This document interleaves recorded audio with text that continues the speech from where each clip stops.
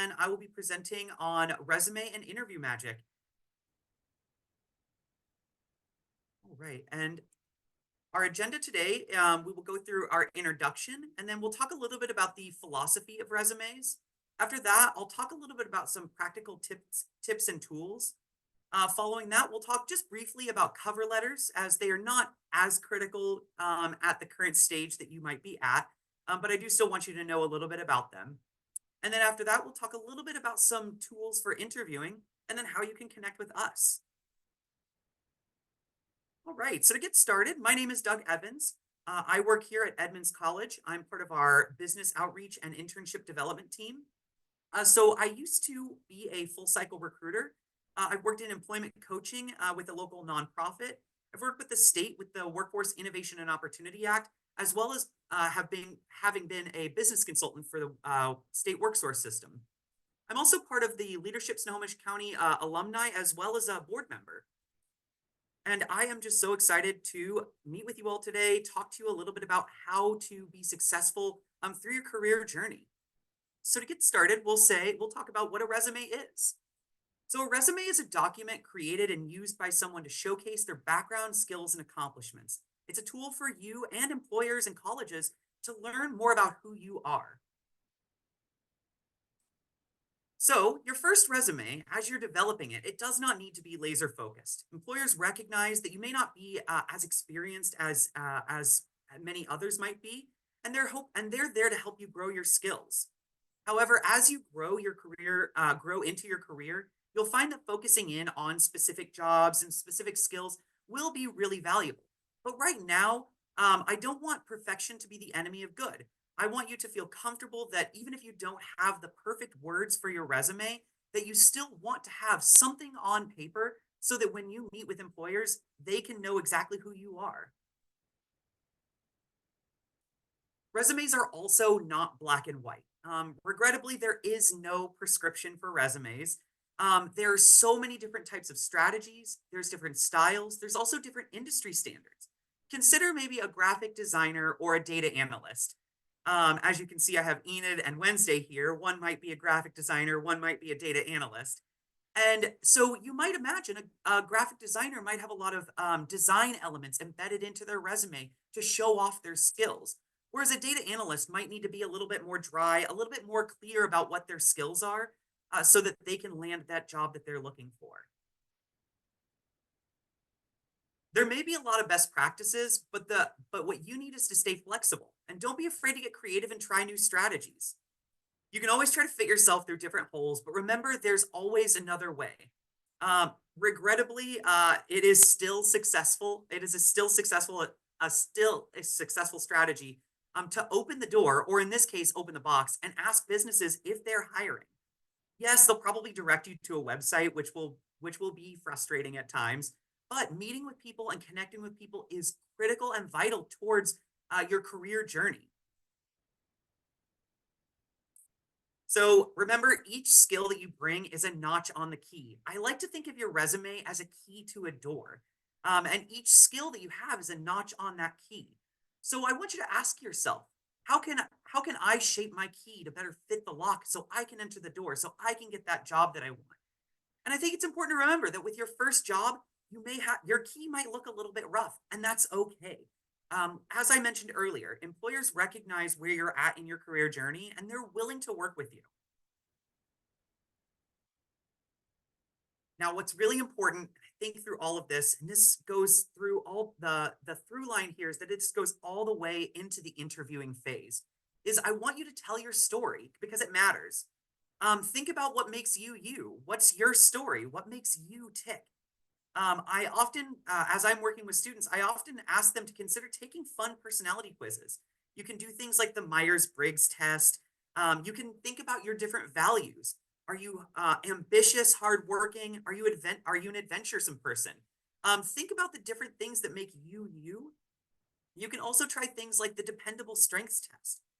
It's a test that helps you understand what you may already be good at. You might be a strong communicator, or you might be more analytical. And things like the dependable strengths test can help you understand that. And then, of course, the best way is you can come to Edmonds College and take our career assessment, but there's many career assessments online that you can also take, and all of those can help you talk about yourself. Okay, so you might be thinking, Doug, I have zero experience. How do I actually write my resume? And so many of you will be looking for your very first job. And the question is, how can I get a job that requires experience when I have no experience? And my guess is you probably have experience that you don't even know about. So I generated a small list of this is 22 skills. I actually had so many more, and many of these are skills you're probably already learning in school. If you have your circle of friends, you probably already have some communication skills. If you do any team sports or even just after school activities, you likely have teamwork skills. I see technology literacy on here. As I go out into the business community, so many folks say that they're struggling to understand new technology, emerging technologies. I always find it funny that many of the businesses come to me and they say, Doug, we need a TikTok campaign, but we don't even know what TikTok is, right? And I just think about all of the different technology that students are using that are even now beyond me. You're probably also learning things like public speaking skills. If you ever have had to do an assignment where you have to present out to your class, you likely already have some presentation skills. So I want you to think about some of these skills and ask yourself, do I have any of these skills? My guess is you probably do. And so I come to this question: what skills do you think Ken already has? Ken thinks his job is just beach, but I would argue that maybe Ken is wrong here. Ken has strong communication skills. Think about all of the other Ken friends that he has and Barbie friends. Um, think about time management. Barbie would never let Ken be late, and can you imagine? Ken would never want to be late to any of Barbie's parties. Ken also has Ken also has creativity. He's always trying to impress Barbie. And of course, I think the big one is he's got problem solving and decision making skills. Think about it. After all, he ended up joining Barbie in the real world. So I want you to think about, the skills that you might have and the skills that you might be bringing. You may already have, and you might think, I don't have any skills. Just as Ken didn't think he had any skills, and the reality is he does just as you do. So transferable skills. Many of the skills that we've already looked at, many of those are transferable skills. It's important to think that, to remember that transferable skills are skills that can be built on top of each other, rearranged. That's why I really like this Lego graphic here, because you can reshape and reshift those skills into so many different opportunities. I think back to my own personal experience at one of my first jobs, which was Starbucks. I learned customer service and communication. I also worked with somebody who was an engineering student at the time. He had gotten hired right before I did, and as we got to know each other, I thought he's such a personable person. And he told me later on that he got a job at Starbucks because he had no idea how to talk to people. He was nervous, he was scared, and he knew that if he got a job where he had to, he might grow into those skills.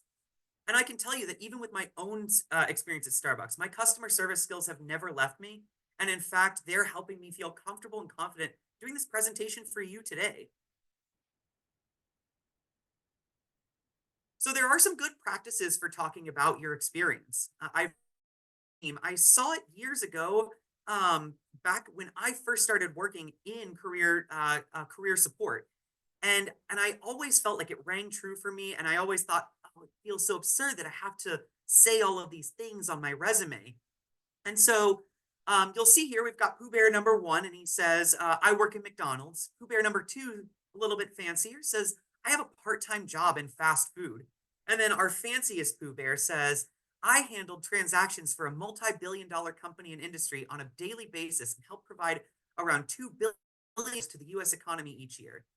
And it might seem silly to say something like that, but the important thing for me is that I know Pooh Bear number three has cash handling experience, he knows company objectives, and he has customer service experience. So I would feel more confident trying to hire Pooh Bear number three as opposed to Pooh Bear number one, who did not explain all of his skills to me. And so we have a couple different resume styles here. I want to show you the two primary ones that you'll probably interface with. The first one is our chronological resume. This is going to likely be the one that you will use the most. A chronological resume showcases jobs that you've had in order. So you'll have your most recent job, and then the one that you had prior to that, and then so on and so forth. Um, Again, these are the ones that most folks use, but we also have one called a functional resume. These are often for folks who may have been out of the workforce for a while and still want to highlight their skills. They don't want to highlight their gaps in their job. And I want to encourage you, as a student, you kind of have the luxury to be able to experiment with both styles.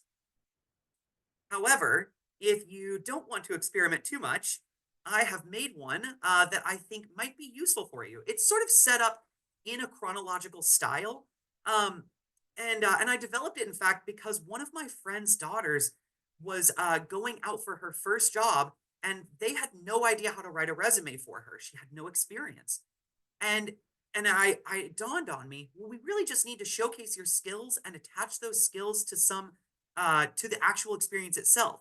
So we've got here our made up friend Sailor Twift, and what we're showing here is her education, her school experience, some of her volunteer experience, skills, awards, and her language. And so I've got a little QR code. This QR code takes you to this template.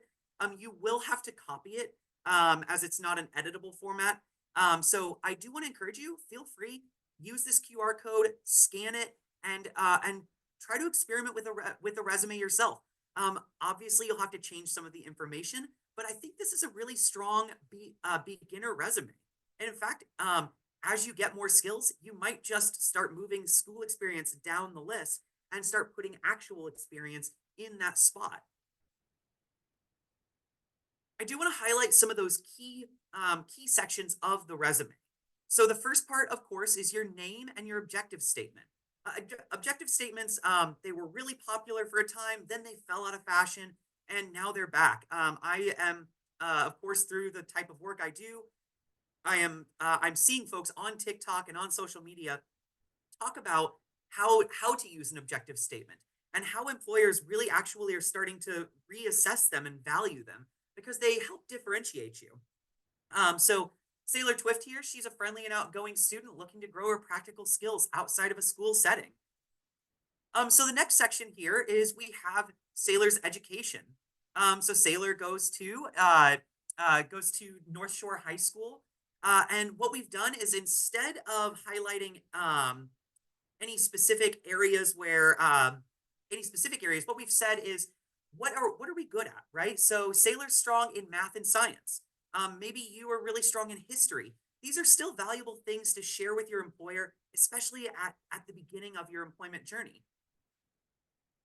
We've also got that Sailor is part of the high school varsity soccer team and also part of math club.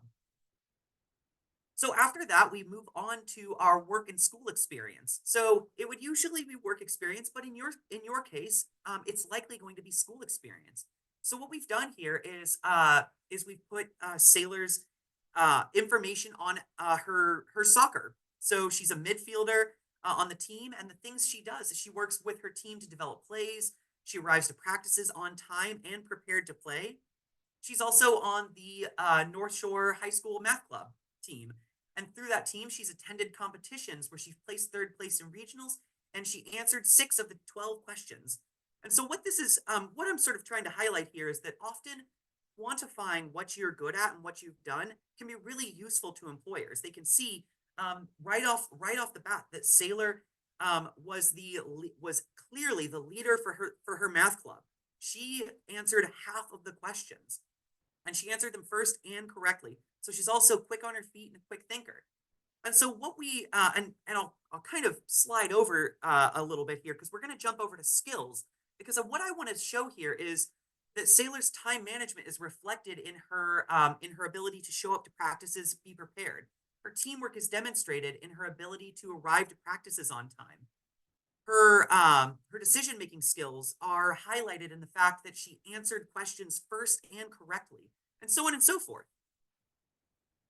So for some of you, you may be thinking, should I do a volunteer experience? Do I want to do a volunteer experience? And I want to tell you, as somebody who coaches and supports college students all the time on resumes, one of the things that can really help round out your resume and add more information to it is having volunteer experiences. So I can't stress enough, if you have an opportunity to volunteer through a city program, through a religious organization, there are so many different ways to get out and volunteer through your school, through the college. There's so many different ways that you can get your feet wet and start volunteering. Of course, you want to put your contact information. I do want to let you know that you'll see on a lot of templates, they do ask for your address. You do not need to put your address. That's not important. It used to be, but it's no longer. You'll give them that information upon hiring. Again, we've talked about your skills, and then we'll go down to awards and accolades. Even if it feels like a really small award, we want to highlight that. That's something that's your story. And then, of course, your language skills. You're likely learning a language or have learned a language in school, or you may already know another language. You absolutely want to put that on there. Employers are looking for people to support their diverse communities. All right. So applications, ATS, information overload. How many of you know what an ATS is? Probably not many. So an ATS is an automated tracking system or software. That's the system where when you submit your resume, it goes through a system and then goes to the HR person. Those systems are important because later on you're going to want to figure out how you can craft your resume to get through these ATS systems. Um, and I will stress, you will have to fight logins. You'll have to do a lot of password management. You may have to create a separate login for a specific company website that you want to apply to. And it can be really stressful. And I just want you to remember the process is not always easy. And I want to encourage you to take breaks. And if you're thinking, how many jobs should I apply to? I usually recommend no more than 2 or 3 a week. All right, so we'll talk about cover letters here briefly. And again, I'm going to be very brief on these as they're not critical to your early career. They do become more important. So a cover letter is a personalized document accompanying a job application that introduces the applicant and highlights their qualifications and interest in a position. And a cover letter is a way to differentiate yourself from other folks. More than anything, and this has been what I have been coaching students on, is more than anything, your cover letter is a tool to help you talk about yourself. A cover letter helps you learn about who you are so that when you get asked that critical question, tell me about yourself, you already have an answer. And so, with that said, I do have a sort of a brief template here. You can look at this, but I think the important thing, there are a million templates online. And the most critical thing is to keep in mind that you're trying to differentiate yourself. What's your story? What makes you unique? What makes you stand out? And what are your values? And then we get to the dreaded interviewing. Interviewing is often the scariest part of any part of a job search journey, and it can feel very scary. I can tell you myself as a professional who's worked. I think I looked at my LinkedIn and I've had at least 13 jobs, probably more. And interviewing never gets easier. It never gets more nerve wracking, or it never gets less nerve wracking, rather. But with the right tools, you can be prepared and you won't be as scared and you won't be left feeling scared, or maybe you'll feel scared, but at least you'll be prepared. And so, as you heard me mention, you will likely get asked, "Tell me about yourself." That's going to be the first question that any interviewer is going to ask you. And how you can answer this is through what we call an elevator pitch. An elevator pitch, I like to imagine it this way. Imagine you want to work for, say, Nintendo of America, and you get on the elevator with Doug Bowser, who is the CEO of Nintendo America. What a good name. And so you've gotten in the elevator with the CEO of Nintendo America, and you've always wanted to be a game developer, and you've only got 30 seconds to tell Doug Bowser everything about you. And so this is where your elevator pitch comes in. This is where you want to do an introduction where you briefly highlight your name. And then you tell somebody what you're doing. So, hi, my name is, and I'm a student at North Creek High School. And then you might want to share a sentence or two about your experience or any relevant educational background you might have. You also may want to highlight some key skills that you have. And then I think lastly, you'll want to convey your passion and interest. This is what's going to make that impression. So these are really, you're telling about yourself. That's the way that you make your initial big impression on somebody. Once you've made your impression, you will actually want to do the interview itself. And so, one of the most powerful tools on your toolkit for interviewing is going to be the STAR method of interviewing. The STAR stands for situation, task, action, result. So you will want to, what I always tell folks is you want to take your interviewer on a journey with you. You want them to be able to see the situation you were in. So you might get asked a question like, tell me about a time tell me about a time you had conflict in the workplace. Well, maybe you've never had conflict in the workplace because you haven't had a job yet, but you probably have experienced conflict or friction. Imagine a group project that you've worked on where maybe somebody wasn't pulling their weight and you ended up having to pull their weight. You can take somebody to that situation and then you can say, so I was assigned a big biology project where we had a team and we had to go out and we had to do water samples and we had to make a big presentation. So that's our situation and our task sort of put together there. The action I took to facilitate this was I gathered all the people. Regrettably, one of the people wasn't participating at the level we felt they should have. And so I ended up going to that person directly and asking them, hey, I noticed that you are not able to meet us at the times that we've designated. Is there anything we can do? And turns out that person, they had issues going on with transportation or something like that, right? And so you found that out and then you brought that back to the team and helped them understand, oh, we need to work with this person and help be on their schedule. As a result, we ended up passing the assignment and making and having a great grade and a huge impact. And so now we've learned a lot about you through the STAR method. Um, we've learned how you are a leader. We've learned how you manage conflict. We've learned that even when the conflict feels like something you don't know how to work through, at the end, the result is that you still had a successful project.